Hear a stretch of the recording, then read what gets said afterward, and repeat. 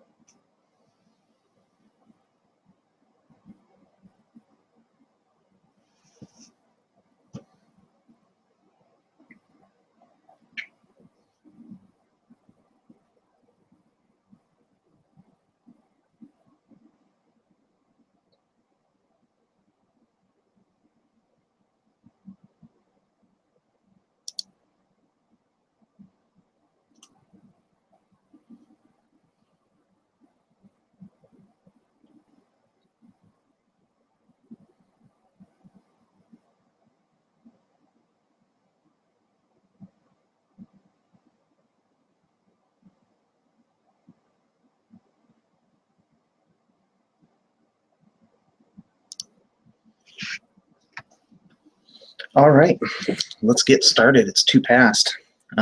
First off, I want to say thank you, everybody, for joining us for the webinar, Mission Impossible, Measuring the ROI of Your New Website. So we're going to set out together today on this mission to figure out how to measure ROI, and we're also going to go over some tips and tricks to increase the ROI of a website that you have. First off, I want to just give you the mission brief, tell you who I am, and talk a little bit about what we're going to do. My name is Lenny Ford. I'm the legal marketing strategist for Blackfin. My background is I've had a little over 10 years experience in digital marketing. I started my career as a web developer, and then a web designer, and then a creative director and technology director. I've done PPC. I've done just about every job you can imagine in digital marketing, and not just for law firms. I've also worked with business to business, business to consumer, e-commerce, and nonprofits. So pretty wide-ranging application to what I've dealt with as far as ROI and websites and conversion rate optimization and things like that. I'm also a certified Google partner in analytics. So that's a little bit about me. Now, your mission today, should you choose to accept it, is obviously to increase the return on investment on your website. It's great to know how to do it, but really, and we're going to go over that, but really I want you to leave here with some actionable advice that you can take back and, one, find out what the ROI on your current website is, give you the tools to decide if upgrading your website is really appropriate and if there will be ROI, and then how, and like I said, tips and tricks for you to increase it. We're going to go through some formulas. There's a little bit of math involved, so if you're not too mathematically inclined, don't worry. They're fairly simple. We're going to explain them really well. We're going to go over the formulas to measure ROI. We're going to then go over the different pieces of that formula, and that's going to lead us into how do we increase it. And then we're going to save a little bit of time at the end for questions that you may have. So feel free during the presentation, if you have questions about anything I'm saying or anything I'm not covering that you'd like to know about, feel free to type it right into the chat. Leslie will gather up everything at the end and read out those questions, and we'll answer as many as we have time for. If your question doesn't happen to get answered, we don't have time for it, we are going to make a concerted effort to go back through and make sure that all of those get answered. We'll shoot you an email afterward and answer any question that you put in if we weren't able to do it during the webinar. All right, so let's dive right in. We have some top secret formulas here for our top secret mission of measuring website ROI. There's some key components to it, and the stuff we're going to go over is pretty pretty general. It doesn't just have to do with law firm web design. It's for any website, really. But one of the first things that you need to look at and need to understand and know about is how many leads your website actually produces. Now, there's certainly all kinds of different ways you can do that. If you're using analytic tools, KISS metrics, Google Analytics, there's a good chance that they're tracking leads for you. But you can certainly do it manually. And the formula is pretty simple. Your visitors, the number of visitors to your website times your conversion rate should give you a pretty close count on your leads, right? So if just simple math, if 100 people visit your site and you have a 10% conversion rate, 10 people should have converted, either filled out a form or called or done some action that you attributed as a conversion for your website. But beyond that, that just gives us one number in the next formula, which is the potential profit we're getting out of those leads for our website. So that one's a little bit more complicated, but it starts off with leads, and then you multiply that by your closing rate. And closing rate is just the number of leads that you turn into actual buying clients. So just because you got 100 phone calls or 100 contact forms in a month doesn't mean they all turned into cases for your law firm that you would actually deal with and take on. So your closing rate is that number. So you take the product of that and multiply it by the difference between the lifetime client value and the delivery cost, right? So your lifetime client value minus the delivery cost, multiply that by the number you got from leads and closing rate. And that's going to give you a potential profit. And it's a potential profit because these numbers likely are not exact.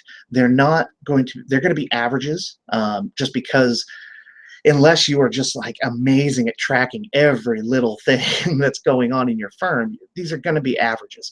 So it's potential profit, but that's okay. That's good enough to get us the numbers that we need so that we can figure out the actual, what your ROI is. And the ROI formula is actually pretty simple as well. It is simply the profit, the potential profit, divided by the website costs, and then we multiply that by 100 to get an ROI percentage.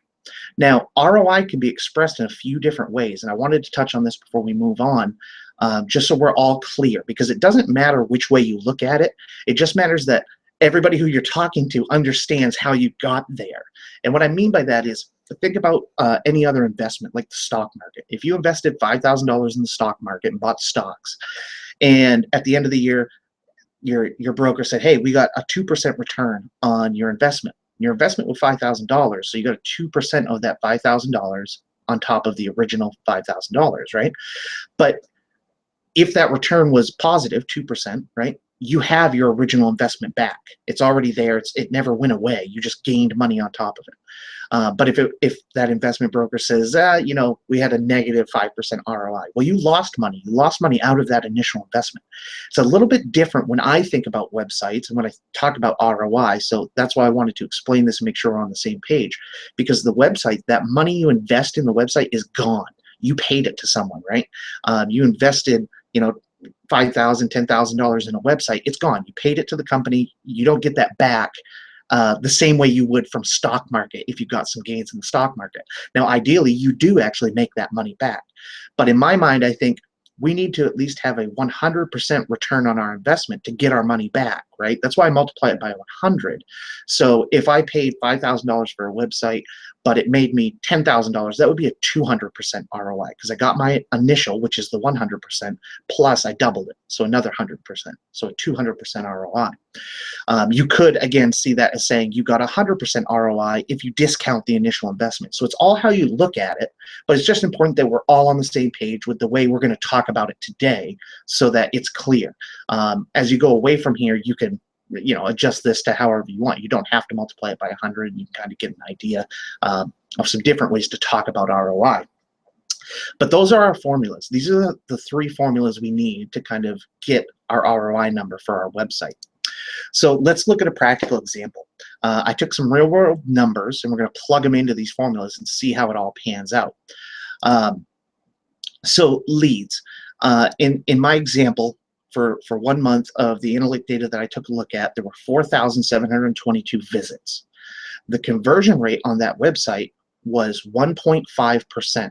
Now you have to convert that to a decimal to do the math, which just means moving the decimal point 2 places to the left, right? So it's actually 0.0152, but that's a 1.5% conversion rate. And that's pretty good. Pretty much standard, anywhere between 1 to 3% conversion rate is pretty average, is good conversion rate. If you're under 1%, you probably need to do some work. But if your website's converting more than 3% on a sustained regular basis, you're doing really good. Your website has a good conversion rate. So I picked this because it was 1.5. That's a really good average number, pretty much middle of the road for most websites. So that math comes out to 71.77 leads that month. Well, here's the thing. If you have that conversion rate number, where do you get that? Where does that come from? The only way really to get that is to make sure that you have some analytics set up, whether it's Google Analytics or using Kissmetrics or something like that, and you have to track what those conversions are, because computers don't know what your conversions are for your website. Is it filling out a form? Is it viewing a page? What is it, right? So you have to tell your analytics program what a conversion is so that it can track that. Well, here's the thing. If you're doing that, and so that you can get that conversion number, your analytics program probably gets this number for you, so you don't need to do this manually anyway. An example of that, this is from Google Analytics, and these are the actual numbers where I was getting what we're plugging in from. And we can see that the conversion rate right here is 1.52%. We've set up some goals for this client of a contact form conversion.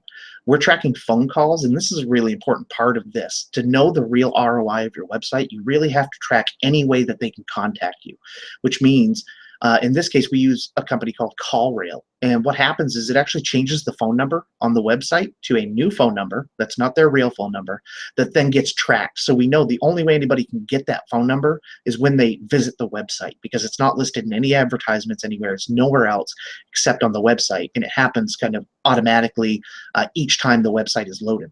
So we track phone calls from the website, and then live chats, pretty common thing on law firm websites as well, as having that live chat there. And we can see our kind of manual math is really close to the actual number. The goal completions is 72. We figured out it would be 71.77. So that's just probably the rounding errors from the goal conversion, because this doesn't go out to 7 decimal points or whatever. So this in Google Analytics, you would set up your goals, and then there's a conversions tab right inside Analytics, and this is the overview tab. It gives you the information you need. Pretty easy to get to. So we just need to know the number of leads. So moving on, we want to figure out what our potential profit is. So I've plugged some numbers into the formula, but just to recap, that's leads times closing rate, and then multiply the product of that by lifetime client value minus delivery cost. So in my kind of hypothetical example here, I've thrown in some numbers. We'll talk about what each of those are. 72 is the number of leads we got from the previous screen. And I've gone with a closing rate of about 20%, so 0.2, right? And the reason I did that is because conversion rates differ depending on where that actual lead came from. What I mean by that is, say you got a lead that visited your website because you sent out a cold email, right? Just they never contacted you or anything. You bought an email list, something like that, and you sent out cold emails. Those tend to convert around, 1 to 3 to 5, maybe 10%. So really low on the conversion rate there. Warm leads tend to somebody who contacted you rather than you reaching out to them. Those tend to convert in the 20 to 30% range. And then you have referrals, right? Referrals that come from other clients that have said, hey, you should go check out these guys because they're great. Those have a really high conversion rate in the 70 to 80% range. So I'm thinking on averages, right? I'm doing this with data from 1 month of Google Analytics, but really you would never do that. I'm doing that because the math is easy, and I want it to be easy to understand for you. But realistically, nobody's going to do that. You'd want to average this out over a much longer time so you have a closer number to what the real average conversion rate or closing rate is. And then our lifetime client value. So I went pretty low. I was kind of in my mind thinking, okay, maybe I'm a family law firm, and divorce is our bread and butter. And we charge $3,500 for a divorce. So that's what we're getting in from the client, because hopefully they're not divorcing multiple times, but perhaps they are. So that lifetime value might be different for you. You've got to kind of figure that out for yourself and your own firm. But 3,500 is the number I wanted to go with, and I'm taking away my delivery costs. Now, delivery cost, how do we figure that out? Well, that comes again from just good bookkeeping, but it includes payroll for you and any employees that worked on that case, a percentage of all of your administrative overhead. So again, this is why you kind of have to do this on a larger scale, because what you'd probably want to do is look at how many cases did I have for the whole year. And what was my operating cost? What was my admin overhead for the entire year? And let's divide that cost by the number of cases, and each one gets a little bit of that cost, right? You know, and that includes your electricity bill. I mean, renting office space, everything goes into that. So I said in my, just for easy math, it's $2,000. Okay, that's what I spent per divorce between me, the lawyer, getting paid, maybe paying an administrative assistant, and all my bills and everything. So this math is pretty easy. It's $1,500. That's what I make in profit. That goes into the company's bank account. Profit. Everybody's paid. Everything's paid. $1,500 is what I make per divorce. So doing that math out, we come out with $21,600 in potential profit. And again, that's potential profit because maybe costs were higher on one or two, because this is an average. So this number isn't exact. It's not like you could do this calculation and then go look at your bank statement and be like, yep, I got $21,600. Perfect. Now, it's going to be an average, but it's going to be very close to the actual number, as long as you take a big enough sample size across what you're actually doing. So what's the ROI in this case? Well, our ROI formula, again, is profit, which now we have, our potential profit, but we need to know our website costs. So again, this is a soft number, just going to make it up. I'm going to say I spent $10,000 on my website. It's a really nice high-end website. 10 grand is what I put down on this website. So in this month, I take 21,600 divided by 10,000, multiply it by 100. Well, that's 2.16, pretty easy math again. And we multiply 2.16 by 100, and we get 216%. That's pretty good ROI. I doubled my money plus a little bit on a $10,000 website. Now that's, again, using what I felt were some pretty small numbers. This is probably pretty average for like family law and stuff, but I know I've seen clients, especially personal injury clients, where the payouts are usually a lot bigger. You know, a lifetime value of a client could be up in the 10, 20, 30, 50, $100,000 range, but the operating cost goes up with that. So again, you'd have to plug in your own numbers to get a more accurate idea, but I think this is a pretty good example of what you could expect to see. So what can we do with that? We can project stuff. This is, I think, the next step. If I'm looking at a website and I want to say, is it going to make sense for me to get a new website, let's say, and how much that costs? So I said a 3-year projection. I'm anticipating I'm going to update and change my website for my fictional law firm every 3 years, right? Because web design trends change, and it's just not going to look all that great anymore, and I need to upgrade. So 3 years is the lifespan before I have to spend more, you know, a big chunk to get it either redesigned or completely redone. That's what I'm doing. So what's our potential profit if we do that multiplication? Again, it's just really simple math, right? You just take your leads, multiply it by 12. That gives you the average that you would get in a year. Multiply that by 3 to give you the 3-year projection. So doing that math out, we get just over 2,500 leads, still a 20% closing rate, and our average lifetime value of the client didn't change, and nor did our operating costs.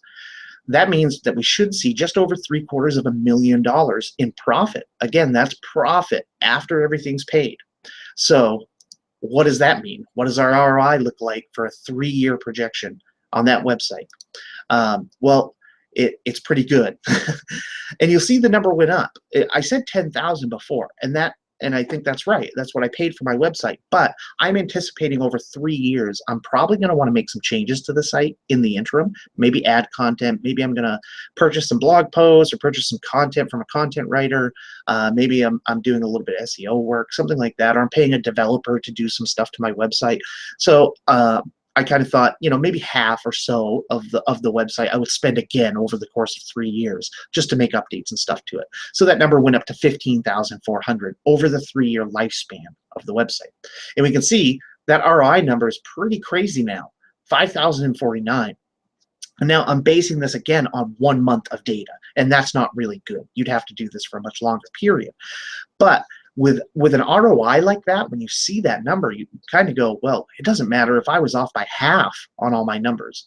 It's still going to be a 2,500% ROI if I was off by half on everything. Um, so you can see how your website actually is likely to be one of your biggest profit producers for your business. It just really, they don't cost a lot. When you hear people say, oh, I spent $20,000 on a website, or I spent $30,000 on a website, you've got to remember what that website does for you and what it actually gives back to you over time. I've seen a lot of numbers from a lot of different stuff, and I really feel like your website is one of the most important investments you can make for your business. Beyond what it actually generates in revenue, it's also worth money. The website itself and your domain, if it's doing well, you can always transition that website when you retire, or it's time, I'm done with this law stuff, I want to get out of here. You can sell that website for sometimes at least 1 to maybe 2, maybe even 3, depending, 3 times the yearly revenue that it generates for your firm, because it will continue to do that generation for whoever buys it from you, if you're selling to another firm, say. So there's value, intrinsic value in your website and your domain beyond just the revenue that it actually gets for you. So that's how we measure ROI, but we want to increase it, right? So I can measure that, but that doesn't really tell me much. And it doesn't tell me the increase in ROI that I could get out of my website. Like, great, it gave me back a lot of money, but it could give me back more money, right? Yeah, it could. And I want to talk a little bit about how you can do that. So what factors actually increase the ROI on your website? Well, it's actually the factors that go into our formula. It's increasing your visitor count, right? So if everything else stayed the same in that formula, but you jump up the number of visitors, you're going to see a larger ROI over time than you would if the visitors stayed the same. Just and I'll show you an example in a minute. But the same thing for conversion rate. Increasing that conversion rate, same number of visitors, but if you turn more of those visitors into leads, you're going to get more profit out at the end. And I think you see the trend here. Increasing closing rate. If you can close more of those leads, you're going to get more, and increasing the lifetime value, of course. And then decreasing the delivery cost. I think this is pretty intuitive, right? If you increase any of those numbers, it's going to increase your profit out at the back end. So let's look at an example here. If we could increase the conversion rate in our example website of 1/10 of 1%, just 1/10, not 1 full percent, 1/10 of a percent, and go from 1.62%, or excuse me, from 1.52% to 1.62%. What does that actually mean? In 1 month, it means 4 extra leads. And if we convert on average 20% of those over time, it's on average going to yield $1,200 extra in profit. Now, in our example with the $10,000 website, that means a 1.2% higher ROI per month if we can sustain that increase over the lifespan of the site. If it's 3 years, like we said, you're talking 12 months, right? Times 3 is 36. 36 times the 1.2, you're talking almost a 50% increase in the overall our overall profit that you would have gotten because of the increased ROI, right? So you can see how a very small change in any of the numbers yields a much bigger change in the ROI. So it's multiplicative. It's not exponential, but it definitely isn't just simple addition. So a very small increase can yield a much bigger increase at the end, right? So that's all, again, pretty intuitive. But what does that mean? Okay, increase visitors. So how do we do that, right? I want to give you some tips on how you can kind of go about to increasing some of these numbers. Once you plug your stuff in, you can see where you're at. You can start using some of these kind of thoughts and ideas to increase that. So visitors is the first one we're going to look at. And the first thing is invest in search engine optimization. And I think that kind of makes sense. And most law firms know that you've got to do SEO to be in the game on search engines, right? But that's probably one of the best ways to get organic traffic to your website. Whether you're using an agency or you do the research, I mean, this is just, SEO is so important. It's the main thing that's going to drive users to your website over time. So the higher you appear in search engines, the more click-through you're going to get, And then if your conversion rate is staying the same, you should convert those extra visitors into actual leads that you can then close. As kind of an aside to that, I want to talk about developing a content strategy, because we're pulling visitors in, and content is becoming, if not already, but all indications that we're seeing from Google are that content is like content. We've had a saying, content is king, for a long time in the SEO world. Probably about 5 or 6, 7 years, we've been saying content's king. Well, yes, it has been, and we've said that, but that hasn't actually been the case, I don't feel, from what I've seen and what I hear from our SEO team at Blackfin, hasn't actually been the case. Best practices, while they are best practices, don't always pan out to actual things that can happen. They would say content's king because if you create great content, it'll get shared, and people will naturally backlink to your site, and you'll get tons more visitors. Maybe that happens for Huffington Post, for Forbes, but it doesn't happen for the small firm in middle America that serves a small geographic area. Great content that you write, probably you don't have the visitor base for it to actually get seen by anybody of any import, and then have it actually get linked on any kind of a large enough scale to drastically impact your business.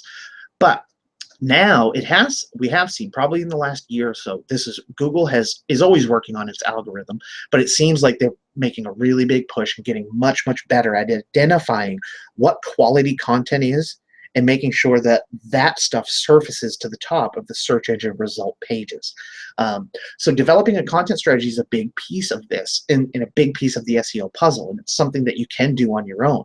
But there is quite a bit involved with it. I mean, you've got to decide, what are we going to publish? What kind of content? How long is it going to be? What's the interval between publishing? And how much of it do we want to do? And so there's a lot that goes in there, but having one in place and actually executing it will help. Even if it's just helping in your smaller market. Maybe it's never, if you're in the middle of America, let's say you're in Kansas somewhere, and I always think of that because it's just wide open fields, right? There's not a lot of people there compared to some other geographic areas. But if you're in that small town and you're writing better content than everybody else in that small town, your competitors, the 3 or 4 or 5 other lawyers in that town, you're going to do better than them, right? You're probably never going to rank nationally for whatever term, but you can definitely own your market. And you probably don't want to rank nationally. What's the point, right? You're not going to probably not going to take a case in some other state if you're focused on some small geographic area. But it's definitely just as important for brands that want to rank nationally, for firms that do want to target nationally. I think it's actually exponentially more important that they have a content strategy, that you're writing good content that's useful to the users and isn't targeted at search engines. Write it for your users, and ideally you will end up with more visitors. So post to social media, not just individual posts, like, hey, today's Monday, have a good Monday, everybody, bang, that's it, that's my Facebook post, right? You need to do that, but also cross-posting this content that you're creating to social media. A lot of people do social media the wrong way, and I've seen it as kind of especially a bad epidemic across law firms. They tend to use social media backwards, right? We put social media icons all over your site. You have share buttons all over your content in all kinds of different places. And what you end up doing is driving traffic. They're on your website. Maybe they're just about ready to convert. Oh man, they're going to turn into a case. But they see that Facebook icon, or they see that Google Plus icon, or Instagram, YouTube, whatever it is. They click that. They think, what are these guys doing on social media? They go to social media site. They go to Facebook. Okay, maybe not a bad strategy. Now they're on your Facebook page. Maybe they're going to like you. Maybe they're not, and they don't actually interact with the page, because when they hit Facebook, oh, I have a direct message. Oh no, Auntie Gertrude got in a car accident and I got to go to the hospital. And so they leave. They forget. They close their browser. They forget they were ever on your site. They forget about your Facebook page. And you've just lost that lead because you pushed them away. Right? Now, does that mean don't link your social media accounts from your Facebook or from your website? No. But it means that you should de-emphasize that and emphasize content from your website on your social media accounts and push people. So you take that blog post or that really great piece of content you just wrote and you post that on social media. just the title of it, and make it link back to your website. So to read it, they'll click the post on that social media site and it takes them to your website. Now you're driving traffic from them, from the social media sites, back to your website. That's really the right way to do it, is to use those social media outlets to push traffic to you rather than pushing people out to them. Of course, you have traditional advertising. You can definitely get visitor increases by leveraging radio, TV, billboards, all the traditional ways. So put your website on it. That's what they're going to remember. Even if they don't remember your exact website, ideally that branding, that kind of top of mind advertising is the way I think of traditional advertising, because it's not in digital marketing, right? They've said by typing into the search engine whatever they typed in, I need this thing. They've raised their hand. I want this. With traditional advertising, they're not doing that. It's me sitting on a couch watching Friends, and your ad comes up, and I don't need your service, and I don't care. I don't pay attention to it. I'm off getting snacks in the kitchen. But you paid money for that, right? With digital advertising, whether it's pay-per-click or your website or whatever, you have definitely spent your money more wisely because you're getting people who have actively opted in and said, I need this thing. Who wants to give it to me, right? So traditional advertising can be effective as a top of mind channel, if you will, so that when that need arises, ideally they remember you over your competitors. And then, of course, there's pay-per-click advertising.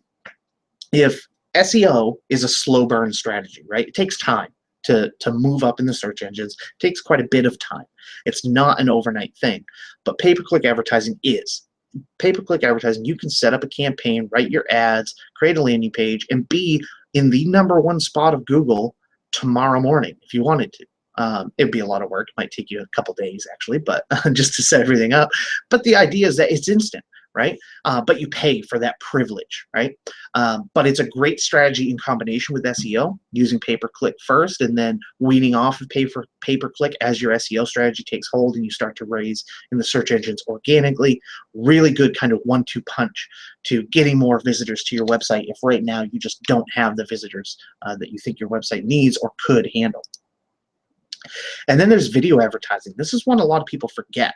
And it's akin to traditional advertising. It's a lot more like TV, but with the benefits of some of the digital marketing opt-in, right? So think of YouTube. Everybody's used YouTube. You know the ads start right before your video, and you got 5 seconds. Skip this video in 5 seconds, right? And it starts counting down.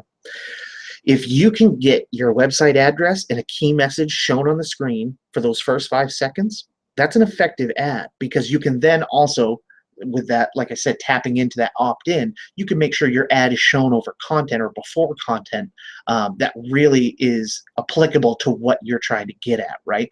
And kind of that market segmentation, looking at the demographics, and we'll get into this a little bit later about who you want to target and how to target them. But video advertising can be very effective as well. So conversion rate.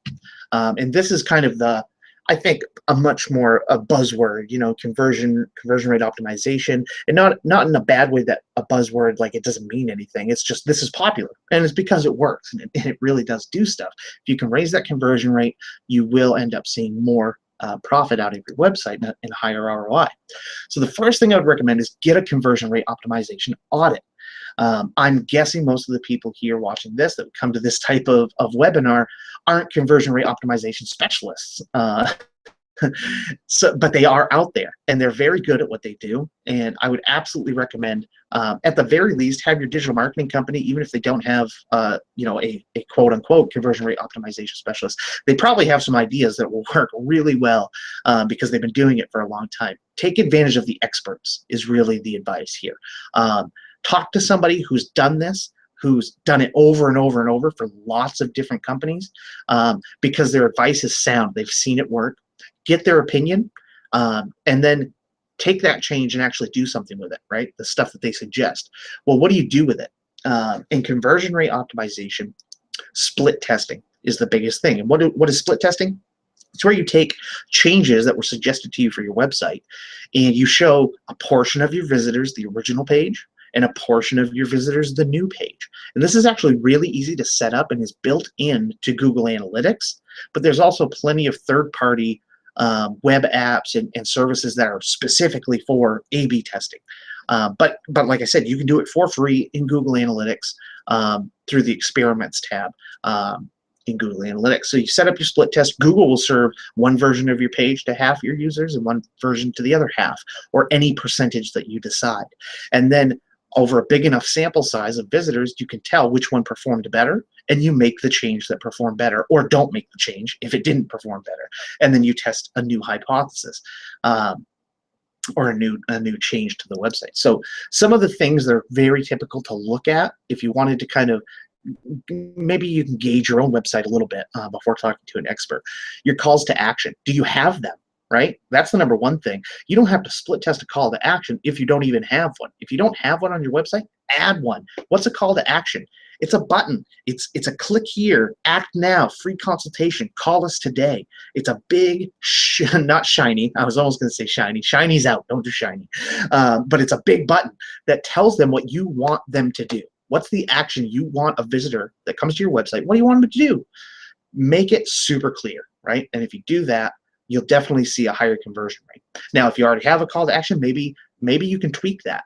Maybe it's not as effective as it could be. It's probably definitely working for you, but maybe if you change the wording a bit, change button color, change button size, position, placement on the website, all of those things play into it. And you can get higher conversion rates by split testing those types of things. Exit intent pop-ups is a great idea. So an exit intent pop-up, we've all seen pop-ups. We know what they are, right? You hit a website, bang, a box pops up in front of the website. That's why they're called pop-ups. An exit intent pop-up are becoming very, very popular.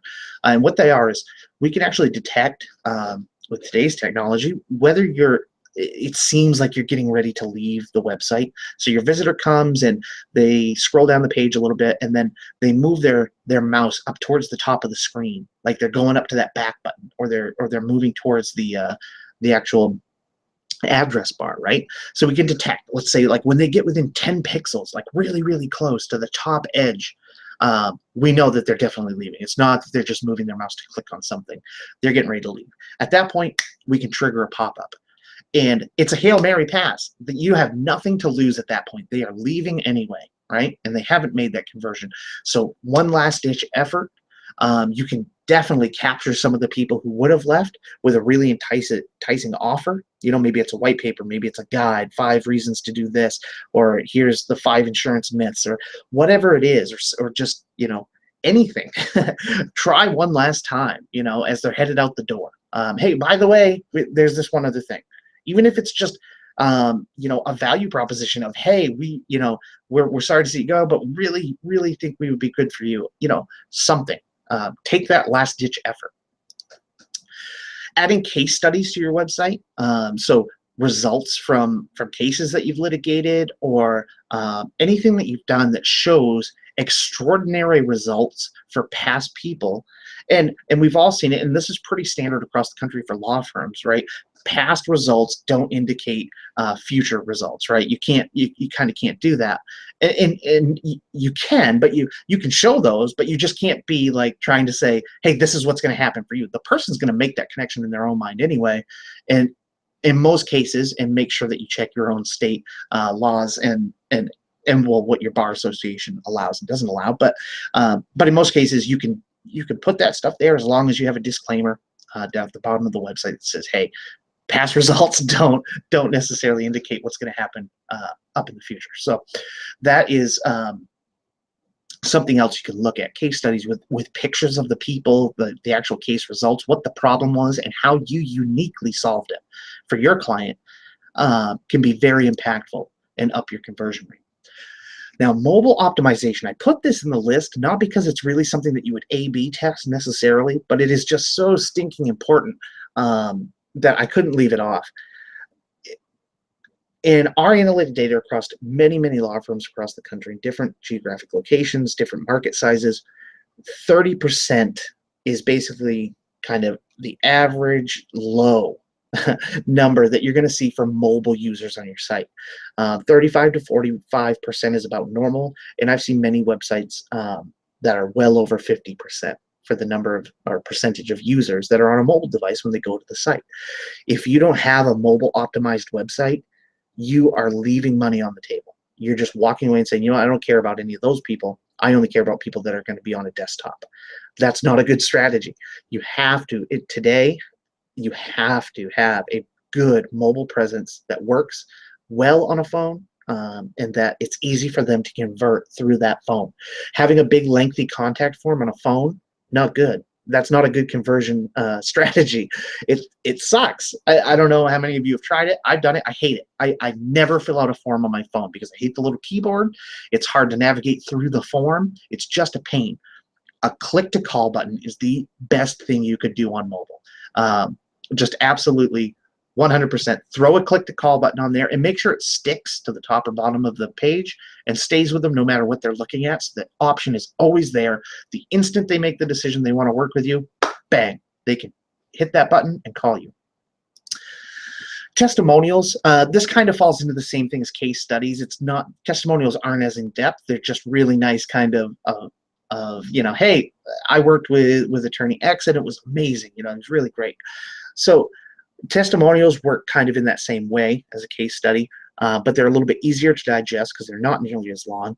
But some tips here: make sure that you have a picture with your testimonials. Even if you have to use a stock model or a stock photo, get the person's permission that they can be represented by a stock photo if they don't want to give you a photo. But having people love to look at other people, and it makes an instant human connection. It makes it more believable. You know, like I said, referrals convert a lot higher than a cold lead or a warm lead, right? The same is true for social proof, because that's essentially that referral, but it's a referral from somebody you don't know. So it won't convert, you know, somebody who's coming based on that or making the decision based on that probably isn't going to close quite as highly as an actual, you know, human referral, but it does actually up the conversion rate for those people. So this is personas. I said earlier we were going to talk a little bit more about this, about how do you figure out your demographic and target them with video ads, like across YouTube and even with PPC campaigns. This is how you do it. You develop personas. A persona is a fake person. So you sit down and you say, okay, on average, what's our ideal client? You know, so for my fake law firm, it's females. They're between 30 and 50 years old. They have a yearly income of $100,000 to $200,000. They're mothers. They're married, and they live in suburbia, right? So that's really simple. Now, what do they like and they don't like? You know, what are their likes and dislikes? And the more detailed you can make the persona, the better it's going to be at helping you inform your decisions when it comes to conversion rate. So if my ideal client is a female and in the 40 to 50-year-old range and all of these things, I can now make some decisions. Knowing that, I can look at some other data and say, well, that demographic doesn't prefer bright red. So I'm not going to make my call to action button bright red. You know, that demographic actually, from some studies that have been done that I can look up on the internet, I can see that they prefer teal. Okay, hey, let's try it. Let's A/B test it. Let's make that thing teal and see if it connects with my audience. And that's how you kind of utilize them, right? You want to make them really detailed and then take that information and apply it to other studies, because Harvard, Yale, all of these universities and governments do studies on these types of things. Census data. This data is out there. You've just got to go look for it. And if you do, you can utilize those personas to kind of match up what you're doing, and then you have a much better chance of success rather than just shooting in the dark. Hey, I heard once that orange is the best color for a call to action button. Well, okay, for who? Right? So develop personas and utilize them. A really, really key thing. All right, so the two that we just talked about, and I've got about 5 minutes left before I want to address questions. So we're actually going to go pretty quickly through these, because these next three don't really have much to do with your website per se. They're on your side, right? Like me from a digital marketing firm, I would say I can't control these. You know, you as the business owner have to control these. So close rate. How do you close better? Give value and ask questions. If you ask your potential clients questions, it helps them identify the problem even more clearly in their mind. And the more they talk about their problem and describe it to you, the more acutely they feel the pain, and the easier it is to sell them your solution, right? So ask questions. Don't just talk and sell. Ask questions and be quiet. and let them talk. And give value. Give them free advice. Give them a free consultation. Ask for the sale. Don't be afraid at the end of a free consultation to say, I really think you have a case and we'd love to help you. Can we do it right now? Let's sign the documents and get moving. Don't be afraid to ask for that. Creating an objection book is a really great idea. What's the most common thing you hear of why people don't want to work with you? Write them down, document it, and figure out what the answer is. What's the best way to rebut that? And then keep that on hand. So that you have that, and then over time, ideally, you memorize that stuff.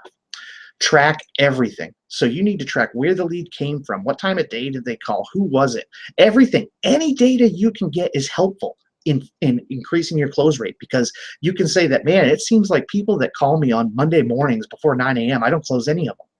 Well, that kind of makes sense. Have you had your coffee? You're just coming off a weekend. Mondays stink, right? So maybe you don't take sales calls before 9 a.m. on Mondays, right? Reschedule those people and say, I want to talk to you later this afternoon, right? So if you track, you can actually get some actionable data that you can then act on to help increase your sales. And constant follow-up. This is one I've seen a lot, where they contact you, say, yeah, it costs this much per hour, or I charge this much per case. Okay, bye. And they'll get back to me if they want to work with me. Just letting them go is not really great. You want to make sure that you do follow up. They've given you their email, whether it's through the website or you've got their phone number. So follow back up. If you don't hear from them after that initial consultation or whatever, after a week, follow up and ask them if they found somebody. This one is so important. I can't overstress enough. Improve phone skills and the phone skills of you and your staff. In the law firm example, can't count the number of times I've called a law firm. The phone rings, ring, ring. Law firm, that's how they answered the phone, law firm. Well, whose law firm? What law firm? Did I dial the right number? Is this a call center in India? I have no idea. I'm already put off just by the fact that they answered that way. So make sure that your phone skills are top notch, right? You need to answer I should be able to tell you're smiling through the phone when I hear your voice. It should be quite obvious that, hey, this person's happy. They're glad to talk to me. This is great. So improving your phone skills is really, really important for close rate. Increasing the lifetime value, increasing your rates, right? That's the most obvious one. Let's charge more. That's not probably the best idea to increase the lifetime value. But if you keep clients coming back, if you're in the type of law that you can have repeat customers, then that's a really great way to increase the lifetime value. And you can do that by making them comfortable, being personable, making sure you make a connection with them, and ask for their referrals, right? So notice the three things that I mentioned here. Make them comfortable, be personable, make a connection. Most people see lawyers as kind of unapproachable, frankly, hard ass. They know way more than me. I'm scared to be here. Something's definitely gone wrong in my life. There's a few happy occasions when we use law firms, but most of the time something's gone wrong. So doing those, be a human, right? Don't be that robot lawyer. Just be a human. It means everything to people. And decreasing the cost of delivery. This one's a little bit harder because it's kind of common knowledge, but using available tools, making sure that you're very efficient in what you do. There are web apps, there is software out there that you can utilize to do some of the work that you're doing right now much more efficiently, much faster, and in some cases even automate it completely so you don't have to do it. That can drastically reduce the cost, the overhead to delivering your service, which in the end is a direct benefit to your bottom line. Hire more staff. This seems counterintuitive, right? I'm going to decrease the cost of delivery by hiring staff, but this was my thought process behind that. If I'm a lawyer and I charge $150 an hour for my time and I work on a case, it takes me 10 hours to do an average case. Okay, that's great. But if I hire a paralegal, and let's say we pay the paralegal $60,000 a year, so $30 an hour, give or take, I can, and that paralegal can take over half that workload. 5 hours can be taken off of me. That's half. I can now take on twice as many cases and charge less per case because of the paralegal, I don't have to pay them $150 an hour, I pay them $30 an hour. So I don't have to charge $150 an hour for that time, right? So by hiring more staff, you can, again, make yourself more efficient and thus decrease the cost of delivery. Also, pay attention to your overhead and shop around. This is one a lot of people forget. Oh, we're out of paper. And you call out to your executive assistant, hey, go get some paper, and just leave it up to them to figure it out. They go down to Office Depot and buy the most expensive paper on the market. What? No, make sure that you track this stuff and look at it. You've got to know what you're spending and where, and decrease those costs where you can without decreasing the quality too much. You may not want to buy the cheapest paper, and then it's like one-ply toilet paper going through your printer. That's not going to be good, but you want to make sure that you're getting a good deal and not paying a premium for something that you really don't need, right? And if you're just stopping somewhere like Sam's Club or Office Depot or Office Max or whatever, just because it's on the way to your office, that's a bad deal. You've got Amazon, you got WB Mason, you've got so many firms out there that will deliver office supplies and stuff to you. But it's not just office supplies, it's your electricity, right? We were all taught turn off the electricity, right? When you're not using it. If you're in your office during the day and you don't have a client sitting in your office with you, and you got big windows behind you and there's plenty of natural light, shut the lights off. That's a really simple one, right? And that seems obvious, but we forget, we think this is my business, and look for those things. There are definitely cost savings to be had all over your office if you just look for them and spend the time to try and find them. So I want to recap and then go through the questions that have been asked. So to recap, our formulas: potential profit is leads times our closing rate, and we get that number, we multiply it by our lifetime client value, and we take away our delivery costs, and that gives us our potential profit. Once we have that, we can plug it into our simple ROI formula of profit divided by the website costs, and then multiply that by 100. And there's your percentage rate of your ROI. So what factors increase that? It's most of the factors from our potential profit formula: increasing visitors, increasing conversion rate, increasing close rate, increasing lifetime value, and of course, decreasing delivery cost. So that's kind of and this is simple. Obviously, we could get a lot more in depth into every single one of these things, and there's all kinds of ways we could tweak the formula and add in different things. But I wanted to give you guys something that's really simple that you can apply easily without having to have AP calculus or having taken any in-depth math and talking about p-values and statistics and how sampling works. That's all involved, but we can get a pretty good approximation this way. And I think this is what most people are looking for. I just want to know that I'm in the ballpark, that I didn't lose my butt buying this website, but I'm actually making money off of it. All right. So, questions. Lenny, can you give us an example of when you have done split or A/B testing and how it worked? So I've done split testing before, and like I said, it's pretty easy to do. In Google Analytics, there's an experiments tab. You actually have to go to the admin section in Google Analytics, and then there's an experiments thing there. Click that, and you just tell it. You set up 2 pages on your website. They'd be identical, so you basically copy and paste them. And then you make the changes, and you tell Google the 2 URLs and what the base URL is and what the change is that you're testing, and it'll do it automatically. And it will test it over a certain amount of time. You tell it how long and how big of a sample size you want. That part's really easy. The part that's not easy is interpreting your results, because there's a lot that goes into it. And split testing probably isn't something that a lawyer or somebody who's not into this and not a marketer themselves probably isn't going to do, because to actually analyze your results and make sure that you have good results takes a lot of statistics knowledge. You have to understand p-values and statistical significance, errors of margin, and how to calculate those based on your sample sizes. And a lot of times you may do an A/B test and then find the significance just isn't there, or my margin of error is too big. And you have to throw it all out and retest again. So it's a timely process, but over time, it should actually end up being that you have a much, much higher conversion rate by your A/B testing. So it's fairly complicated, but it doesn't always work, is the other half to that. You can do an A/B test and, yep, it's statistically significant. My margin of error is good. My sample size is good. And guess what? The conversion rate went down. My change did not work. That's the nature of the game. It is trial and error. So it's usually one of the last things you would do. Make sure your website's in order first. Make sure you have calls to action. Make sure you have the things in place that you think you need, and that you have good SEO, and that you're advertising, that all that stuff's in place. And then conversion rate optimization is usually the last thing you want to do. It's kind of the end game in marketing for your website purposes, right? Just it's the last thing we would end up getting to. All right, so the next question. I know you discussed video ads, but is there some value in having video testimonials or to go along with practice area pages? Yes, absolutely.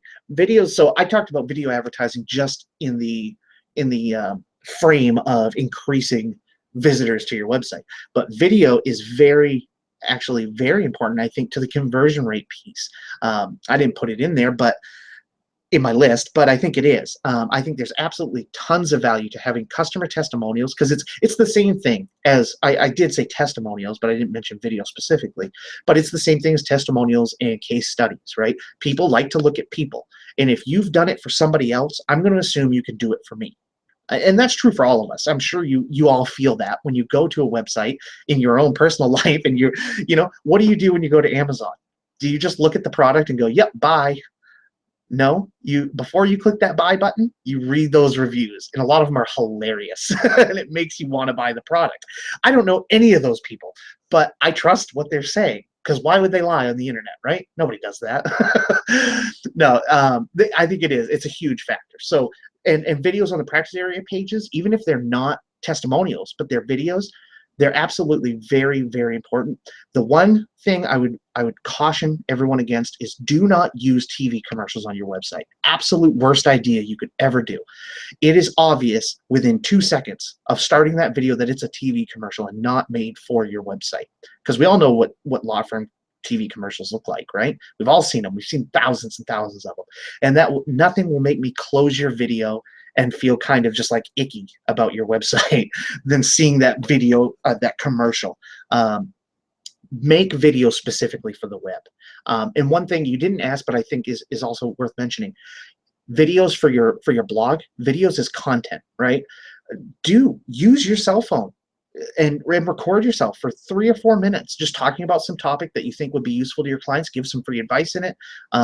Maybe with the preface that this isn't legal advice, because we don't have, it gets a little sketchy there, but you get the idea. You can talk about stuff and give value, and do it free and do it really cost effectively. Just use your phone and then post that on your website. Hugely valuable. Okay, next question. Can and should you have multiple personas? Yeah, I think you do, unless you're doing something so stinking specific, and I can't even think of one off the top of my head that would be so specific that you wouldn't want to have a few personas, because nobody, I think all of you, as I was talking about that, we're thinking about your business. Well, I don't think it's one type of person specifically, right? There's no way it's going to be just females between 40 to 50, right? You're going to run a gambit.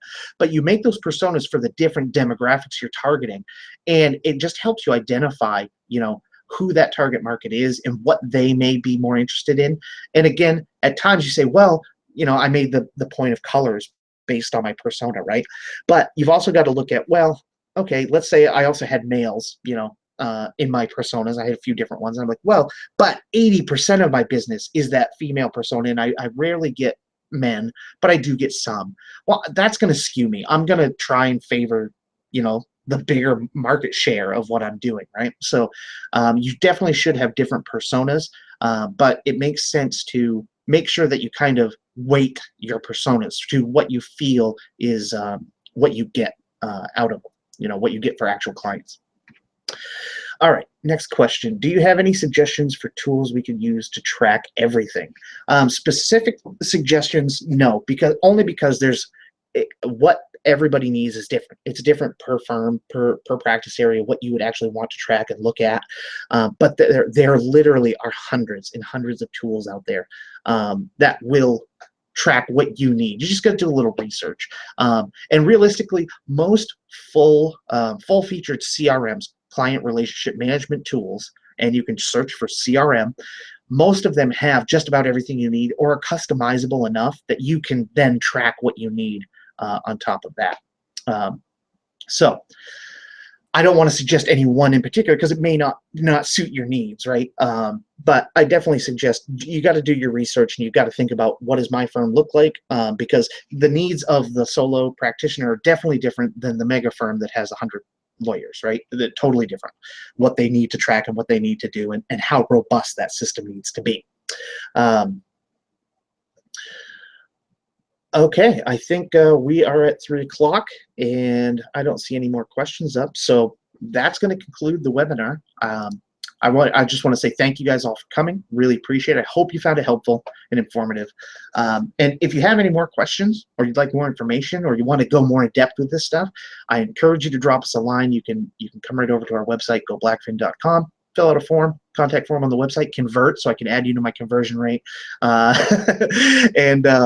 and we'd love to talk to you about it, anytime. So thank you very much, and have a great afternoon.